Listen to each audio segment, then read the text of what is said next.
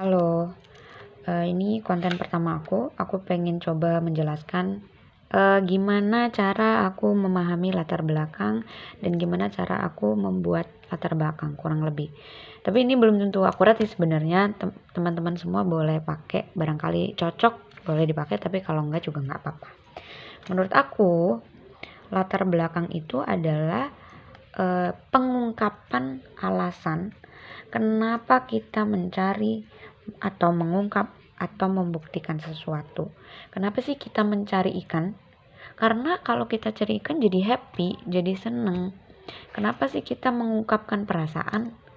Karena kalau udah deket lama tapi nggak ada status, berarti emang harus diungkapkan gitu ya. Terus kenapa kita membuktikan kalau kita bisa? Karena kalau nggak dibuktikan kita akan diremehkan. Nah, itu adalah pengungkapan alasan kenapa kita mencari, mengungkap, atau membuktikan sesuatu. Nah, kali ini aku mau pakai contoh ini. Aku berpendapat kalau balas chat dengan emoticon itu akan berpengaruh terhadap kelanggengan hubungan. Ini contoh aja sih tapi ya. Nah, kalau ilmiahnya, kalau dalam versi ilmiah, ini kan latar belakang biasanya dipakai untuk skripsi, tesis, jurnal, artikel jurnal, proceeding dan seterusnya gitu ya, dan sebagainya gitu ya. Nah, contoh untuk judul ilmiahnya kurang lebih misalnya pengaruh emoticon WhatsApp terhadap kelanggengan hubungan.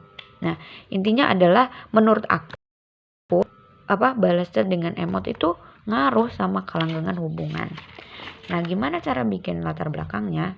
Biasanya sebelum aku bikin latar belakang, aku tentuin dulu berapa jumlah paragraf yang akan aku tulis. Misalnya, aku mau bikin 4 paragraf latar belakang nih. Di paragraf pertama, tulisannya ini susah ya, jelek, gak apa-apa. Di paragraf pertama, aku mau ngasih tahu dulu. Kan tadi kenapa kok balas chat pakai emoticon itu bikin langgeng hubungan? Karena nih yang pertama, data menunjukkan harus pakai data, nggak boleh. Kalau bisa nggak boleh ya, jangan sampai nggak pakai data. Jadi yang pertama dibahas di paragraf pertama itu data kasus perceraian, data kasus putus, data kasus hubungan yang tidak harmonis adalah disebabkan oleh komunikasi. Ini nanti langsung merujuk ke referensi peneliti sebelumnya atau data nasional atau data apalah gitu. Ini harus menyertakan data. Terus misalnya yang kedua, selain itu penelitian lainnya, misalnya penelitian orang itu menunjukkan bahwa komunikasi nonverbal itu lebih efektif dibandingkan komunikasi verbal. Dibandingkan nulis aja, ternyata komunikasi dari emoticon itu lebih efektif daripada ya tadi nulis aja gitu. Ini penelitian nih, pakai penelitian orang tapi pakai risetnya orang. Nah, ini bisa ditambahin lagi, diperbanyak, makin banyak referensi penguatan data, makin bagus latar belakangnya. Terus yang kedua, aku menunjukkan fenomena. Sekarang WhatsApp itu menjadi aplikasi yang diandalkan semua orang. Semua orang itu pakai aplikasi WhatsApp. Ditunjukkan lagi datanya. Data pengguna WhatsApp sebanyak 90% misalnya. Misalnya spesifik di Indonesia gitu.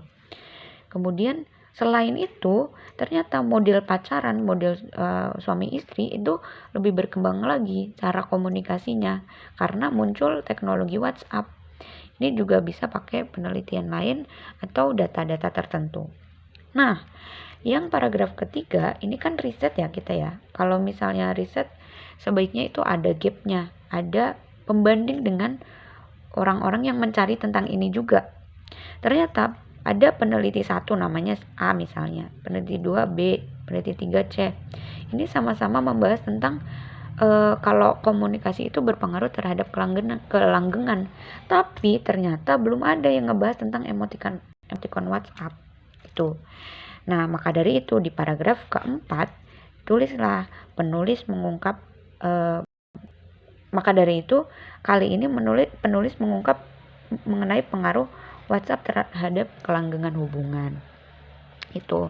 Jadi kalau di latar belakang itu sebaiknya malah jangan terlalu banyak membahas tentang apa yang lagi mau kita bahas.